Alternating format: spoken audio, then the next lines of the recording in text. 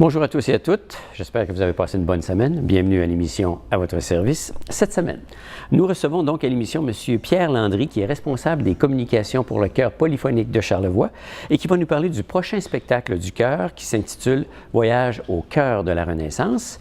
Nous recevons également M. Jean Fortin, maire de Baie-Saint-Paul, qui lui va nous parler de l'agent patrouilleur vert et de quelques autres sujets très intéressants. Et enfin, M. Rosaire Tremblay, qui a mis son chapeau d'écrivain et qui va nous parler de son tout dernier bébé, son tout dernier livre qui s'intitule Charlevoix, une roue qui tourne. Bonne émission.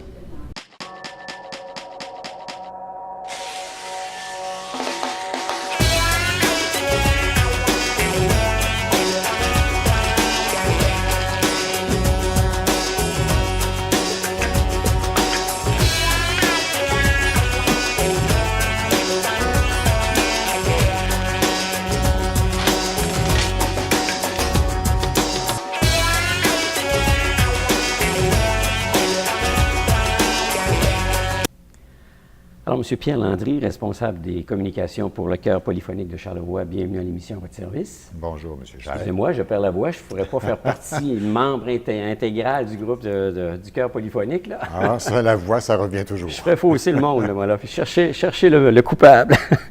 Alors, aujourd'hui, on est ici pour parler effectivement d'un spectacle qui s'en vient très bientôt, qui s'appelle Voyage au cœur de la Renaissance. Mais avant de parler de ce spectacle-là proprement dit, j'aimerais qu'on parle davantage de M. Sylvain Landry, qui est le chef d'orchestre, dans le fond, de tout ça. Oui, M. Landry est arrivé dans la région pendant qu'il était aux études de Québec, je crois, et il donnait des cours de chant à des gens ici qui avaient demandé des choses comme ça. Et après à peu près 1 an environ, les gens ont voulu faire autre chose que juste apprendre des cours de chant et chanter. Okay. Alors, il est devenu naturellement le chef de groupe, le chef de chœur et éventuellement le chef, directeur musical, directeur artistique. Et c'est là que l'aventure a commencé. Et ça fait 17 ans que ça dure. C'est ça, depuis 1997, je crois? Oui. C'est ça. Okay. Alors, lui, il trouve que les gens qui se sont joints à ce groupuscule au début, parce que je pense qu'il y avait 8 ou 10 choristes, ce sont des gens qui veulent apprendre, des gens qui ont des connaissances musicales diverses. Il y en a qui ont de bonnes connaissances, d'autres qui ont des connaissances beaucoup plus faibles, mais les gens veulent apprendre. Alors lui, il s'est donné comme mission de permettre à ces gens-là d'apprendre des choses de plus en plus complexes. Parce que si vous avez suivi la progression du chœur polyphonique au fil des ans, vous avez vu que M. Landry est exigeant, mais en même temps, il est heureux de transmettre sa passion de la musique aux gens qui, en retour, absorbe la musique. Parce que le chœur a touché à plusieurs types de répertoire. Là. Oui. Ça va du classique, ça va à de la musique de film, ça va effectivement au negro spiritual et j'en passe. Là. Oui. Et puis, c'est ce qui permet de voir que le chœur, selon les époques, selon les spectacles, a pu compter jusqu'à 110 membres. Par exemple, pour Carmina Burana, il y en avait 110. Cette fois-ci, il y en a 55 ou 56, c'est un peu moins, mais Sylvain trouvait que le groupe actuel est un groupe qui est prêt à absorber un type de concert différent. Parce que normalement, on a musique d'orchestre, musique de chambre, accompagnement au piano, des choses comme ça. Mais cette fois-ci, c'est sans filet. Sans filet. Alors, c'est une progression. A cappella. A cappella, c'est une progression que M. Landry a voulu faire. Et il s'est dit cette année, c'est l'occasion ou jamais de le faire. Parce qu'il avait un chœur qui était suffisamment mature équilibré, et il s'est dit, si on ne le fait pas, puis lui, ça a toujours été un rêve, sur 17 ans, de faire travailler un chœur a cappella. Et c'est ici, dans Charlevoix, que ça se passe? Oui, super.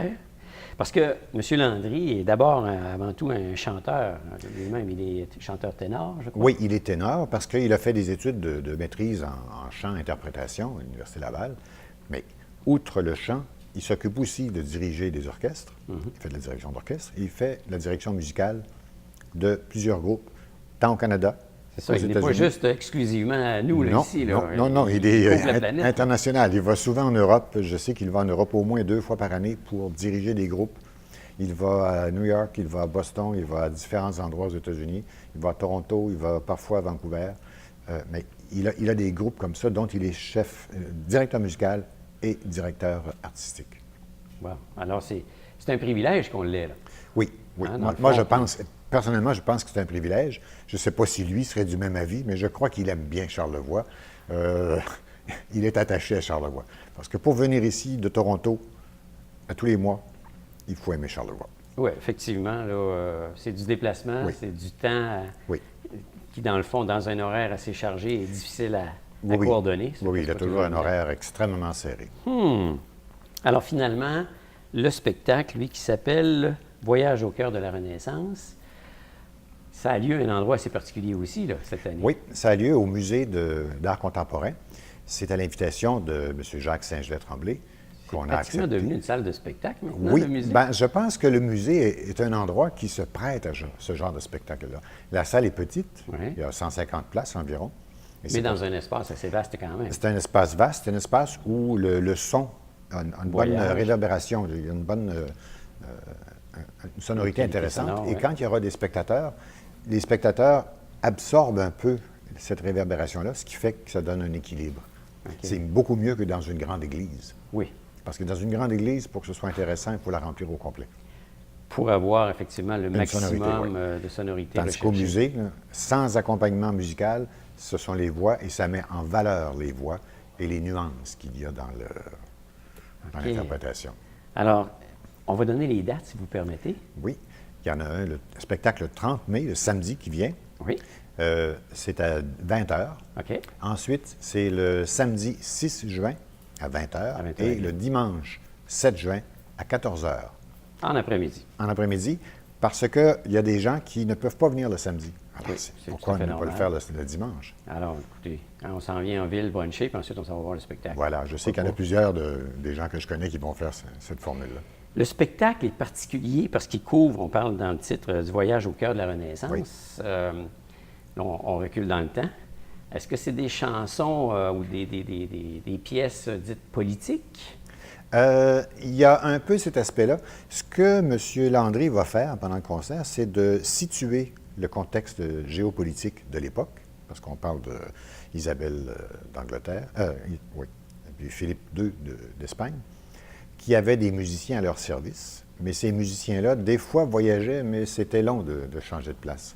Et on s'est rendu compte qu'il y avait une grande similitude entre ce qui avait été composé à un endroit et à l'autre. OK. Et c'est ça que M. Landry veut essayer. Similitude d'époque, j'imagine. Oui, Outre oui, la mais culture d'époque. parce qu'aujourd'hui, l'Angleterre et l'Espagne, c'est loin. Oui. Mais autrefois, c'était aussi loin, mais c'était très long Encore de faire. plus loin, dans le fond. Il y avait Oui, moins de communication. Il y avait moins de communication. Puis on s'est rendu compte avec le temps que ce qui se composait à un endroit et à l'autre avait des similitudes dans les airs, dans les nuances, dans le type de musique. OK. Et c'est ça qu'on veut mettre en lumière pendant les spectacles. Alors, combien de pièces peuvent être interprétées pour la soirée? Oh, je pense qu'il y en a une douzaine Une douzaine. d'airs.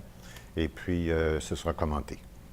Ça, c'est, Donc, on explique grosso Oui, modo. oui, sur M. chacune Landry des veut pièces. situer les choses au plan géopolitique et aussi au plan musical. Oui. Qu'est-ce qui fait que c'est semblable ou différent, des choses comme ça. OK. Les billets, on peut se les procurer à quel endroit? On peut se les procurer auprès des choristes, si vous en connaissez des choristes, mais on peut aussi appeler la boîte vocale du chœur polyphonique au 418-240-3898. OK. Ou encore aller sur notre site web, vous allez voir, il y a une case spéciale où on peut cliquer puis aller voir.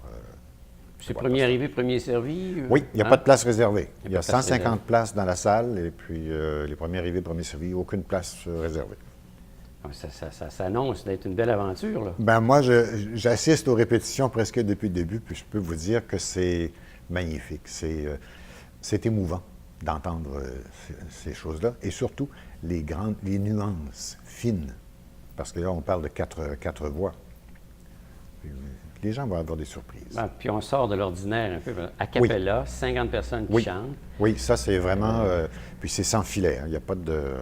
Le seul instrument musical que vous allez entendre, c'est très, très fin. C'est ce que M. Landry utilise pour donner une note pour situer les gens. De toute façon, je pense que les gens de Charlevoix apprécient le chœur, parce Oui, que oui. régulièrement, il y a beaucoup de monde au spectacle. Oui. Et c'est de qualité, là. On n'a pas besoin de s'exproprier à Non. Québec ou ailleurs pour Non. voir un spectacle de qualité, là. Non, parce que nous, on a travaillé souvent avec des gens de Québec, avec avec l'Orchestre symphonique de Québec, et ces gens-là disaient que le chœur est à un niveau très élevé.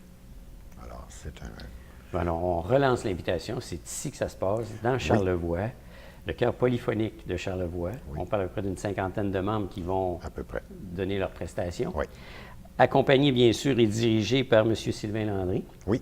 qui est directeur musical, et l'autre titre... Directeur qui vient- artistique. Directeur artistique, Oui. qui, de fait, va donner une prestation qui sort de l'ordinaire, parce que là, on recule dans le temps. Oui. Puis donc, c'est comme si on voyageait dans le temps. Oui, oui, c'est un voyage. C'est pour ça qu'on l'appelle voyage au cœur de la Renaissance, parce qu'on retourne en arrière, là où peu de gens vont. Effectivement. C'est peu fréquent qu'on retourne à la Renaissance. Ben, c'est super. L'invitation est lancée. On souhaite bon succès. Bien, merci, M. Charret, de votre Merci, M. invitation. Landry. Au revoir.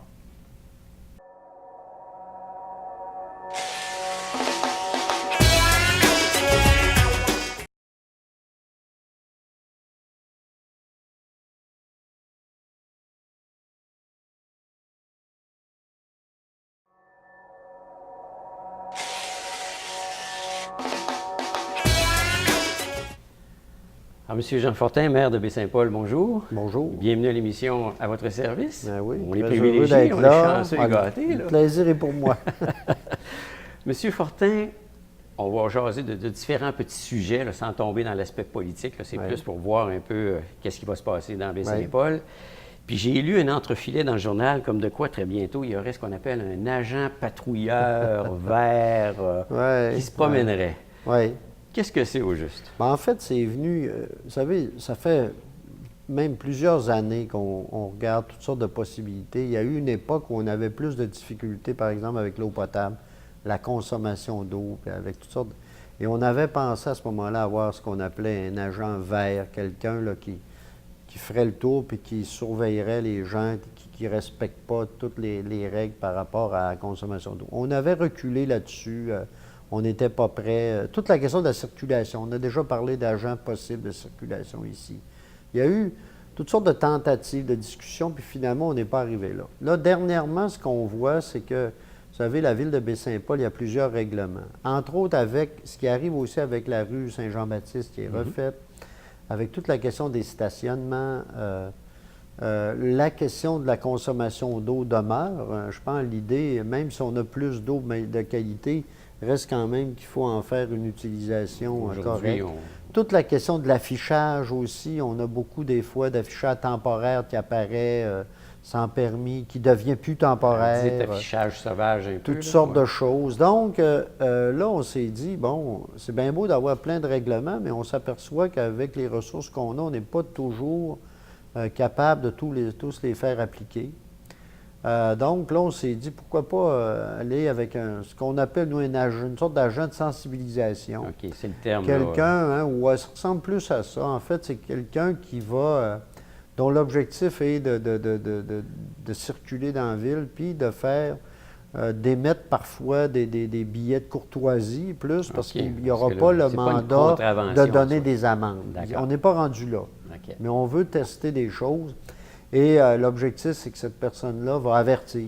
Il va y avoir des avertissements qui vont être faits et de la sensibilisation dans le cas où cette personne-là va voir des choses qui vont à l'encontre de notre règlement de qualité de vie. Par exemple, bon, j'en parlais tantôt, le stationnement, vous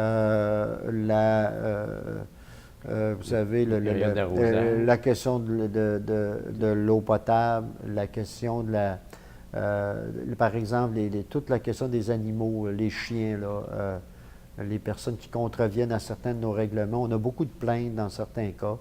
Et bon, ben, cette personne-là peut émettre à ce moment-là des billets de courtoisie, ce qu'on appelle ce qu'on dit, nous, des billets de courtoisie, là, en fait, des avertissements à ces personnes-là pour leur rappeler là, certaines règles. L'affichage également, j'en parlais tout à l'heure. Ou d'autres règlements qu'on a dans notre règlement. Le bruit excessif, par exemple. Différentes choses du genre, là, avec lesquelles nous, on pense que ce type de personnes-là pourrait, à tout le moins, faire une certaine sensibilisation pour permettre un meilleur respect de l'ensemble de nos règlements. Puis l'idée étant d'avoir la meilleure qualité de vie là, pour nos citoyens. En général, les gens collaborent. Bien, on pense que oui, et souvent, il y a même des règles où des fois, c'est pas connu, c'est inconnu. Ou parfois, c'est de l'habitude. Les gens vont par habitude, mais là, on leur rappelle, dit non, bien là, on est, vous savez, Je prends l'exemple de l'eau potable, par exemple. Vous savez, c'est une habitude des fois d'arroser tant qu'il y en a, tant qu'on peut. Mais c'était une richesse inépuisable dans le temps, non, mais là, aujourd'hui... puis là, maintenant, même encore, on a quand même, là, on a une meilleure quantité, mais on a encore quand même certaines règles à suivre. Puis, c'est un exemple, là. Le stationnement aussi, vous savez, on espère, vous savez, qu'ici, ça devient toute une contrainte, l'été, entre autres. Oui. Mais même l'hiver, sur la rue Saint-Jean-Baptiste, on l'a vu, Oui, là. peut-être principalement. Mais l'été, on a des choses. Donc, de rappeler certaines choses, ça peut peut-être aider là, à faire évoluer certaines... Est-ce qu'il va être identifié d'une certaine façon? On est à regarder ça, mais il bien va vert, sûrement l'être. Là, je ne sais pas comment il va être habillé. Est-ce qu'il va avoir couleurs de un la uniforme? Est-ce qu'il va avoir un uniforme ou un signe distinctif? Là, c'est ce qu'on va. Là, on n'a pas encore statué. La bicyclette en voiture?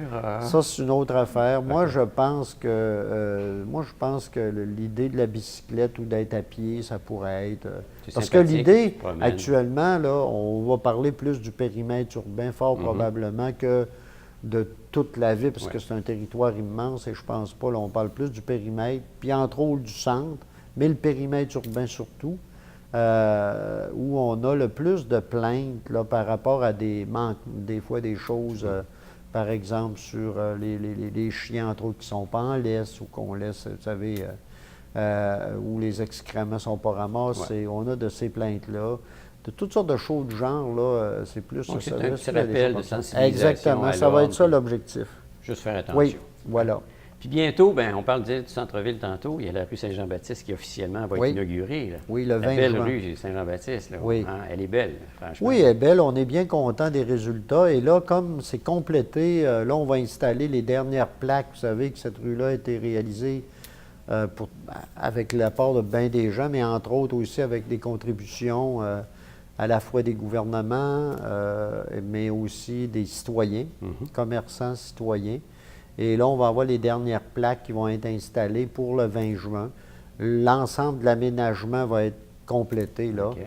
Et donc, on est prêt à l'inaugurer. On veut faire une fête à ce moment-là, inviter les contributeurs, bien sûr, puis inviter toute la population aussi. À venir la voir. À venir la voir. Bien là, à venir juste dire, bien regardez, ce qu'on a fait là, on le sait que ça a été un débat important. Je pense que c'est devenu une des belles villes de la je pense que c'est une belle rue. Moi, je disais l'autre jour, là, je dis une rue mythique, peut-être un peu exagéré le terme, mais il reste quand même, quand vous vous promenez ailleurs au Québec, là, puis vous rencontrez des gens qui viennent et reviennent ici, cette rue-là a comme un caractère particulier, un cachet particulier.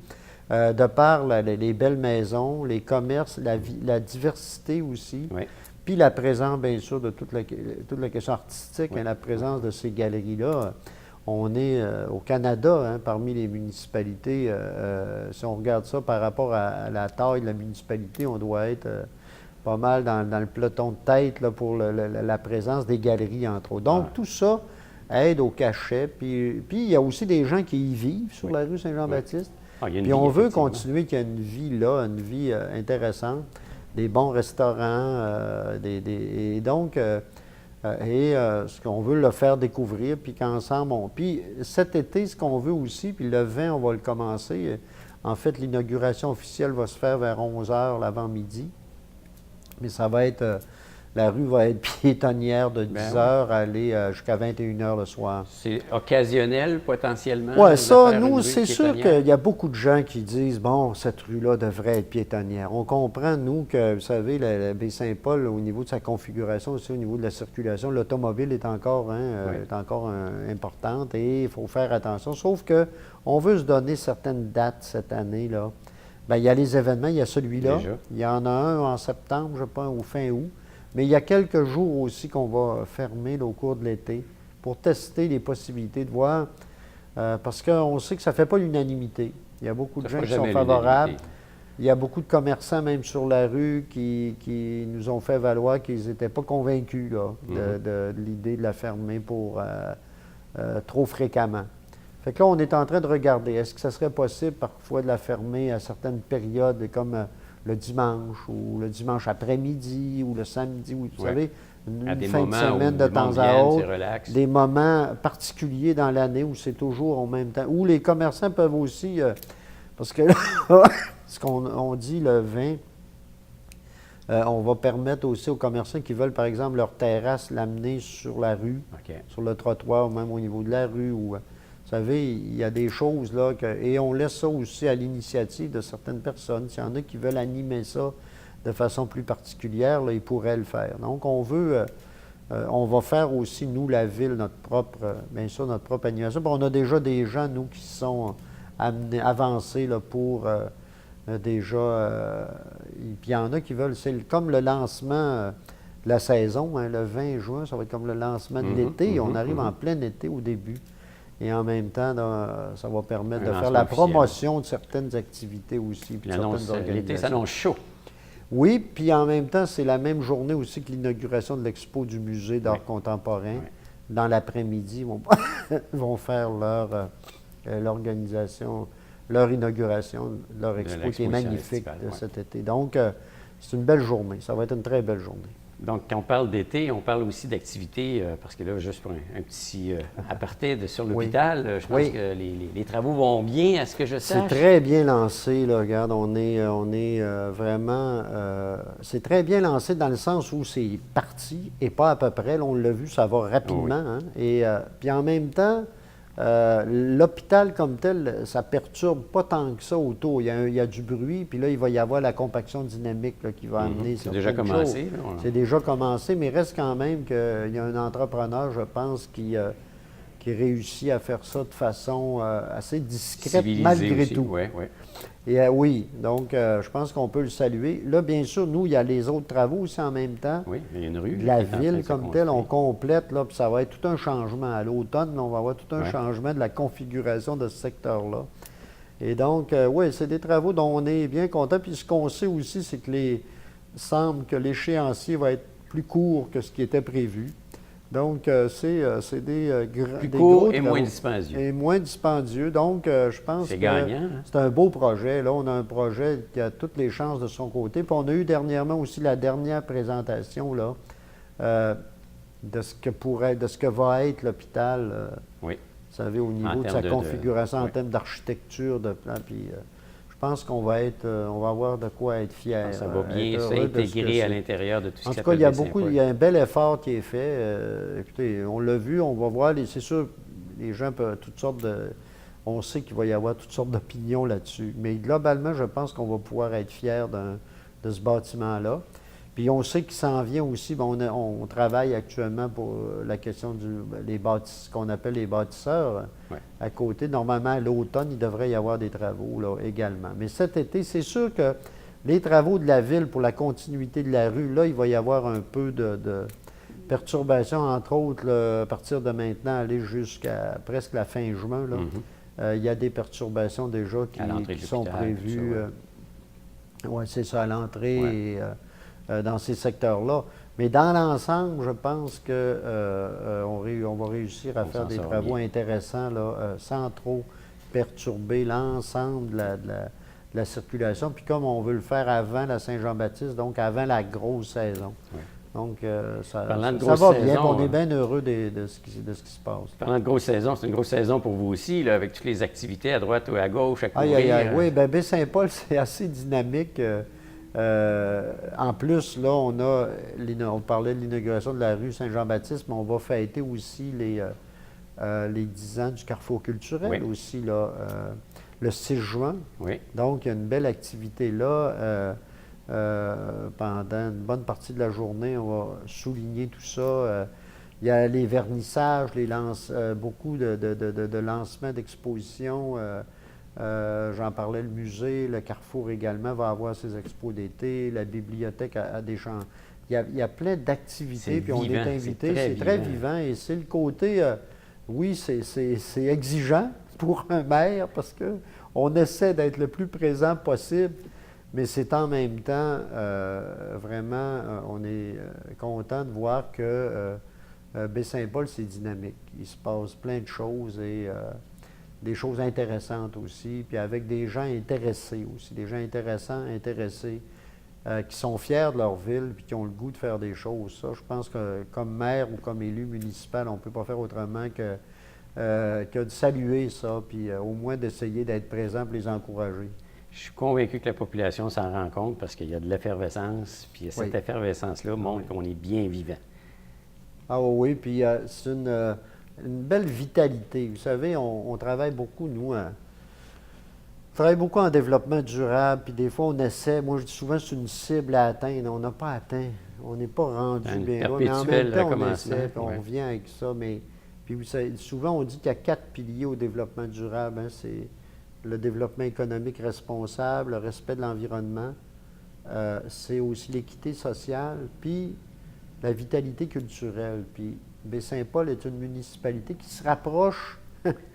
Les 4 piliers sont présents. OK. Et pas toujours, ils pourraient être plus forts, mais ils sont là. Et donc, déjà, là, vous savez, une table qui a 4 pattes, là, c'est sûr qu'elle va tenir. Je suis convaincu qu'en tant que maire, vous l'avez toujours en arrière-pensée Oui, pour on a essayer de ça l'appliquer. en idée, puis, mais je pense que on a une population déjà qui travaille dans ce sens-là, puis souvent, là, notre rôle, nous, c'est de pouvoir juste être capable de coordonner ça aussi de la meilleure façon possible, puis d'essayer que les choses se fassent la meilleure façon, puis qu'on améliore la qualité de vie, puis que les gens soient fiers de vivre dans cette ville-là. Et heureux.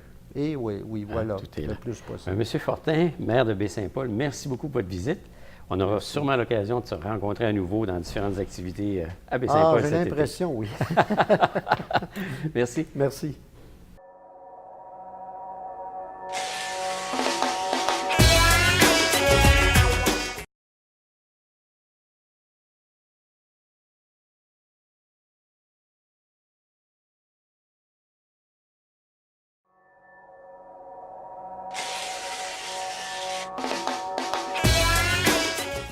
Alors, Monsieur Rosaire Tremblay, bienvenue à l'émission À votre service. Ah, ça me fait plaisir. Avant de parler du pourquoi vous êtes ici, parce qu'il y a un nouveau livre là, qui vient de paraître, c'est tout récent, chaud, là. c'est tout chaud, un nouveau bébé qui vient de venir au monde, comme on dit. Moi, j'aimerais qu'on parle de Rosaire Tremblay comme personnage un peu, parce que vous avez porté plusieurs chapeaux, vous en portez toujours plusieurs. Ah, ben oui, Rosaire Tremblay. Ouais, Il est géographe, il est journaliste, il est enseignant, il est cofondateur de beaucoup de choses. Ouais. Moralité, c'est un homme impliqué dans son milieu. Hein. Si on résume ça en peu de mots, là, on pourrait dire que depuis plusieurs années, depuis je dirais, le jeune adulte qu'il était là, il y a quelques années, là, il a toujours été très impliqué dans son milieu, dans différentes structures, différents organismes. Bien sûr, en éducation, parce qu'on est des formateurs. Hein, Ouais. le côté géographe, là, c'est le formateur de nos jeunes au niveau secondaire depuis près de 30 ans. 30 ans. Ça, c'est pas négligeable non plus.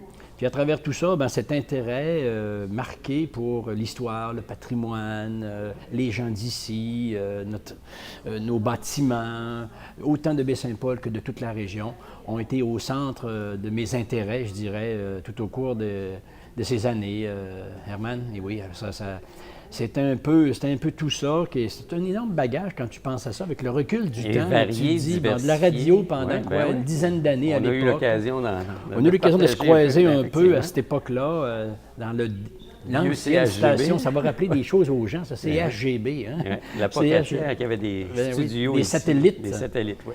À Capelleg et ici, là où est le McDonald's d'ailleurs, là, ici, pour le situer. Alors voilà, c'est un peu tout ça, la somme, si on peut dire, de la carrière, marquée par différentes activités de fait, pour, je dirais, donner quelque chose au milieu, laisser une trace. Laisser tiens. une trace. Laisser une trace. On n'a pas le temps de s'ennuyer, quoi. Non, Hein? non. Surtout quand tu t'impliques là, à fond, tu sais, autant comme bénévole que comme travailleur aussi, parce qu'à quelque part là-dedans, tu travailles également. Alors, on ne chôme pas, de fait. Hein? Ah, mais c'est super. Les bénévoles ne chôment jamais. Hein. C'est toujours les mêmes qui sont impliqués dans plein de choses et ils sont interpellés à bien des tableaux. Hein? Oui, et c'est une belle implication parce que c'est retourner souvent ce qu'ils ont reçu pendant qu'ils Oui, étaient... parce que les gens reconnaissent, apprécient et t'en témoignent des fois par des commentaires qui sont de nature à être un peu une sorte de retour, hein, de retour du pendule pour tout ce que tu as pu donner pendant...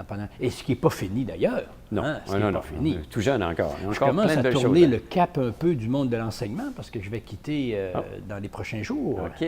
Ah oui, c'est une primeur que je vous apprends. Bon, là. une retraite, là. Bien méritée, Eh comme on oui. disait, après 30 ans, combien? 28 ans. 28 ans. 28 ans. Et je quitte l'enseignement le 23 juin prochain. Alors là, pour les gens qui m'écoutaient là, à la télé, oui, c'est une nouvelle parce que je ne l'ai pas encore beaucoup OK. révélé à OK. l'extérieur, mais on est tout se sait. Ben oui, ben Alors oui. pourquoi pas le dire devant les médias électroniques? Et puis maintenant, ben, le mot est lâché. Ben, je pense qu'on... Ça veut-tu dire qu'on va avoir encore plus d'implications parce que plus de temps pour pouvoir Ça faire peut, des aller, choses? ça peut vouloir dire ça aussi. Aussi. Parlant d'implication, il est paru récemment un dernier livre qui s'appelle Charlevoix, une roue qui tourne, Oui. qui est, dans le fond, le 3e volume d'une trilogie. Oui, dans la série Noir sur Blanc. Noir sur Il y a Blanc. eu d'autres choses auparavant. Oui. Tu sais, on comprend que c'est le 3e. J'ai eu d'autres publications auparavant, mais dans cette série-là, Noir sur Blanc, là, chez GID, c'est la 3e, effectivement. Alors, quand on parle de trilogie, c'est qu'au tout début du projet, vous aviez idée. Non, Non? c'est venu un peu par hasard, je dois te dire, Herman. Le premier, c'était dans le cadre de Baie-Saint-Paul, capitale culturelle, en 2007. On me demande de faire quelque chose sur Baie-Saint-Paul spécifiquement, parce que c'était la ville qui avait été décrétée capitale culturelle du Canada. Veux-tu t'attaquer à ce projet-là? Et je l'ai fait. Bon, voilà. Et après coup, l'éditeur me dit, pourquoi tu n'étendrais pas ton sujet pour couvrir tout Charlevoix avec le 2e qui s'appelle Des secrets bien gardés, OK? Yep. Qu'on verra de plus en détail à l'écran tout à l'heure. Alors, j'ai dit, bien oui, OK, ça me tente de m'intéresser à toute la région, comme je m'y intéresse, bien sûr, à tout Charlevoix, et ça en donnait lieu, donc, à ce 2e titre, à la demande de l'éditeur, parce qu'il voyait là un thème qui était quand même intéressant et qui intéressait aussi, parce que le mot Charlevoix, le comté de Charlevoix se vend bien au niveau national. C'est une région touristique très connue, très prisée. Alors, j'ai répondu oui à la demande de l'éditeur. OK. Alors, je me suis commis Ben, c'est le fun, ça, avec ce je premier veux dire, titre-là. d'avoir Or, à la une pièce grande commandée comme ça, c'est Ouais, le fun, ouais, c'est c'est ça qui est le plaisant, fun. hein? Hein? C'est parce que le premier avait connu un certain succès aussi. Celui de Baie-Saint-Paul avait été très, très, très bien vendu aussi. Et ce qui fait que le 2e, donc Charlevoix, des secrets bien gardés, Herman, s'est écoulé dans quelques mois à peine. Il est devenu très rapidement épuisé. Et c'est ce qui a amené l'éditeur à dire aux airs deux choses l'une. Ou bien on réimprime et on réédite Des secrets bien gardés, 2e édition, ou tu t'attaques à un 2e volume sur Charlevoix. Et j'ai opté pour la 2e, pour ne pas faire de la redite. OK. Alors j'ai dit, on va donc, oui, ajouter Ce qui à l'album nécessite photo. aussi plus de travail. Oui, un c'eût été recommencement. facile que de réimprimer. Tu Oui. comprends, un 2e tirage, je vais mettre ça dans les machines, une petite présentation différente. C'est mal et connaître puis- Rosaire Tremblay, si je comprends bien. Mais sauf qu'avec avec une roue qui tourne, ben là, on vient apporter du nouveau. Alors, l'éditeur était très enthousiasmé à l'effet que je veuille m'attaquer à préparer un 2e sur Charlevoix, et le résultat, il est là. Alors, donc, c'est une roue qui tourne. OK. Ça porte bien son titre. Oui. Et c'est sur Charlevoix, comme on le Ouais. mentionne, et qui comprend quoi? Beaucoup de photos? 200 photos. 200 photos. 200 photos qui doivent toutes avoir comme 50 ans derrière nous, OK, et qui s'inscrivent donc dans un siècle à peu La près plus de jeune a 50 ans, si Voilà. je comprends bien. Il OK. faut que ce soit 50 ans derrière nous, donc autour de 1800 à 1960 à Oui. peu près, là, pour faire un chiffron, et avant. Alors, c'est l'idée de la collection. Quand Serge Lambert l'a lancé il y a exactement 10 ans, mon volume correspond, qui plus est, au 10e anniversaire de la collection chez GID, sans l'avoir prévu. Bon, Ça, c'est les arrivé par hasards un font bien les concours, choses, des fois. concours de circonstances tout à fait inopiné. Là. Alors, j'ai donc le titre de la 10e année dans la collection Noir sur Blanc. Alors, 200 photos qui relatent donc un peu toutes sortes de séquences, Herman, autant heureux que malheureux. Ça peut être, par exemple, des incendies d'église, comme il y en a de très, très belles photos pour les éboulements, notamment Saint-Hilarion, qui rappellent beaucoup de souvenirs aux gens. Nostalgiques, OK, pas tout le temps évident, mais des photos qui sont des fois méconnues. Puis il y a aussi des événements heureux, des parades, et surtout des bâtiments disparus. OK. Tu sais. Ça rappelle beaucoup, ça parle beaucoup Le aux gens. patrimoine vivant, là. Oui, des scènes de rue là, qui ont beaucoup changé, autant ici qu'à la Malbaie, à Clermont ou ailleurs. Alors c'est beaucoup de souvenirs, somme toute. Ces photos-là, vous les avez trouvées où? Principalement au centre d'archives? Plusieurs sources. Dans les fonds du centre d'archives, pour une bonne part, chez les archives, dans les archives des Petites franciscaines de Marie, OK. des archives personnelles de certains individus qui ont consenti à me prêter certaines photos. Il y en a même qui viennent, je pense, du père de notre photographe, monsieur Normand Gauthier. Il y a des photos qui ont été prises par son père, je pense, là-dedans. Et bien sûr, les Archives nationales du Québec. OK. Les Archives du Québec qui ont une banque absolument incroyable, dans laquelle on peut trouver beaucoup de documents inédits, qui sont conservés là, puis qu'ils prêtent pour édition dans le cas présent. OK. Alors, c'est différentes sources comme celle-là, quelques-unes privées, donc aussi. Je tiens à les remercier d'ailleurs, ces gens-là qui, sur une base privée, ont accepté de me prêter quelques documents. C'est un beau voyage dans le temps, là. C'est un voyage dans le temps en images, Ouais. mais d'une autre époque. Puis l'image vaut 1000 mots, comme on dit très Ben oui. souvent. Fait que- Ben, surtout les personnes qui sont plus âgées, ça leur rappelle des choses. Puis pour les plus jeunes, ben, ça leur fait découvrir une autre face. Ils connaissent Baie-Saint-Paul, supposons, tel Aujourd'hui. qu'on le voit aujourd'hui.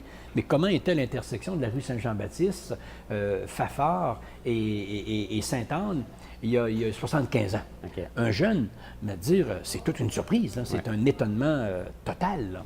Alors, Les choses évoluent. eh oui, ça change. Beaucoup de Dites-moi, choses changent. vous qui êtes effectivement très actif sur la production de livres, est-ce que c'est difficile aujourd'hui pour un auteur de trouver un éditeur pour te dire « Hey, je me fais publier De fait, les éditeurs sont prudents aujourd'hui. Le monde de l'édition est disons, en décroissance un peu avec oui. l'avenue des nouveaux moyens électroniques. De plus en plus, on sent le papier qui tire sa révérence un tout petit peu. Alors, les éditeurs, avant de prendre sur eux la totale charge de l'édition d'un ouvrage comme celui-là, qui coûte quand même pas mal de sous, il faut qu'ils aient une certaine étude de marché, je dirais. Qu'ils aient une certaine assurance que le produit va bien se vendre et dans un temps relativement court. Ben, le plus possible. Idéalement, On s'entend, là. idéalement. Ouais, ouais. Alors, oui, les éditeurs, de plus en plus, sont prudents vis-à-vis ça. On n'édite plus n'importe quoi, Mais n'importe non. comment. D'abord, il fut une époque, c'est sûr, où il y avait des subventions absolument... on les Tous comptait les même projets, pas, là, OK. puis on publiait tout. Tu sais. Mais là, maintenant, ce monde-là a changé, le monde de l'édition. Alors, oui, il y a plus de retenue de la part des éditeurs quant à la publication. Alors, c'est pour ça que quand il a décidé de faire un deuxième titre sur Charlevoix, donc le troisième pour moi, il avait comme une sorte de, je dirais pas certitude, mais assurance que ça pourrait s'écouler relativement bien. Et c'est lui qui a tout assumé. Selon votre point de vue, est-ce que les gens lisent moins aujourd'hui? Ils lisent, mais sur d'autres médiums. OK. Moi, je constate dans mon école, par exemple, que nos jeunes, ils lisent, mais davantage sur les livres électroniques. Je lisais dans un journal récemment que, je pense qu'en 2014, un livre sur 4 au Québec a été vendu sur une base électronique. Bien, un livre sur 4, Ça commence à faire, là. ouais. Donc, ça c'est complètement écarté là, du réseau standard. Là. Ouais. Alors, oui, les gens font beaucoup de lecture encore, mais les médiums changent. Parce que de plus en plus, Les supports changent. surtout les jeunes, ils sont très orientés sur ce qu'on appelle le clip Oui. visuel. Là. Je me demandais si, de fait, ça venait comme nuire énormément à tout ce qui s'appelle production de livres en tant que tel. C'est plus difficile d'aller accrocher un jeune aujourd'hui avec un imprimé comme ça. Il est davantage attiré vers le support électronique qui s'appelle la tablette, qui s'appelle l'ordinateur ou iPhone. Je ne connais pas tous ces instruments-là. Moi, je suis complètement néophyte dans tout ça. Mais en fait, ça concerne, je dirais, ça vise davantage que des personnes plus âgées, des gens qui ont 40, 50 ans et plus. Là, ce type de document-là parle davantage. Le papier, la Le senteur, papier, la texture, la manipulation le fait de toucher, d'un ouais, ouais. ouvrage, un bon livre. Ouais. Ça, c'est des gens... J'exclus pas que nos jeunes ne prennent pas de papier, là, c'est Ouais. pas ça que ça veut dire. Mais un bon nombre se tournent vers d'autres supports de lecture. Alors, le livre en question, Charlevoix, une roue qui tourne, Oui. on peut se le procurer où? On peut se le procurer à 4 endroits. On peut se le procurer ici au Centre d'archives régional de Charlevoix, au sous-sol de la bibliothèque René Richard. Ça, c'est un lieu qui est ouvert toute la journée en semaine. À l'accommodation Baie-Saint-Paul, le dépanneur ici au centre-ville, près de l'église. À la librairie la librairie Baie-Saint-Paul, du centre commercial, où je serai en fin de semaine. D'ailleurs, je ne sais pas si l'émission sera diffusée à ce moment-là. Non, on va être, Non, ça va être mardi dans l'autre. prochain. Ouais. Mardi. Alors, mais je peux le dire qu'en fin de Ah, semaine, oui. il y aura une séance de signature au passé, OK, pour vous qui nous écoutez présentement. Vous l'aurez manqué. Vous l'avez manqué. Bon. On se reprendra. Ben oui. Et éventuellement, au Carrefour culturel Paul Médéric, le cas échéant. OK. Étant livre donné est- que ça couvre oui. tout Charlevoix, est-ce qu'il y a des points de vente, effectivement, dans le coin de la Malbaie? Ou... Ça reste à voir avec l'éditeur. C'est lui qui est responsable de la distribution. Ça, c'est ce que je lui ai ciblé ici. D'accord. Mais lui, par son réseau national, il distribue à la grandeur de la province. OK. Il est dans tous les Renaud-Bré et les Archambault de Bon. la province. Puis Renaud-Bré est en train d'acheter à Chambord. Eh oui. En tout cas, bon, c'est la même... Il est la librairie La Liberté à Québec, je sais qu'il est là également. OK. Et tout le réseau national, puis c'est distribué au niveau de la Il province. y en a eu 2000 exemplaires. 2000 je crois, exemplaires. Au coût de 30 35. 35 OK. Le 30 il faut corriger, là, c'était le prix de promotion pour le lancement. D'accord. La journée du lancement, l'éditeur, il dit pour ceux qui se présentent au lancement, ça sera 30, mais après, il tombe à 35. 35 pour prendre connaissance de l'histoire de Charlevoix, c'est pas cher. C'est pas rien que ça en plus, Herman, c'est qu'on garde un album souvenir. Ouais. C'est un album photo. C'est d'ailleurs, quand j'ai fait ma présentation en fin de semaine, lors du lancement, j'ai dit que Serge Lambert, l'éditeur de cette collection-là, est en train de donner à la province de Québec le plus grand album photo, de photos anciennes, qu'on puisse imaginer. Ça n'existe pas nulle part ailleurs. À ma connaissance, ça n'existe pas. Alors, pour Charlevoix, ici, là, avec les trois ouvrages, là, on a comme 600 photos anciennes là, dans cela. Alors, On est qui a privilégié, 600 là. photos Ouais. anciennes dans ses albums personnels? Là, personne. Et là, ça couvre toute la région. Alors, c'est de nature à être intéressant pour, je dirais, conserver comme en consultation. Oui. C'est toujours des pièces Ça intéressantes. devient Oui, j'ai vu une vieille photo de l'église avant le feu, là, tu sais, dans tel... Hop, l'album C'est un photo est document là. de référence, là. Ouais. Ah, c'est C'est un super. album photo, Bon. commenté. Commenté. Et voilà. Ouais. Ben, écoutez, merci beaucoup de votre visite. Ça m'a fait On plaisir. invite les gens à se le procurer parce que là, c'est en quantité limitée. Puis si c'est comme le dernier, ça part vite. Oui, moi je veux remercier TVCO et toi, Herman, pour cette entrevue et les gens qui nous écoutaient. Là, si ça s'épuise vite, tu sais que je veux juste redire que le deuxième, le premier de Charlevoix, là, il y aurait de la demande pour en vendre, je ne sais pas trop combien. Hein. Il y a beaucoup de demandes après l'épuisement. Mais alors, c'est pour ça qu'il faut faire vite pour se le Ça procurer. devient une pièce de collection pratiquement. Ouais, voilà. Hein? Rosaire Tremblay, merci beaucoup. Merci. Puis on se reparle sûrement pour d'autres parutions, on l'espère, dans un avenir assez rapproché. Bonjour chez vous. Merci.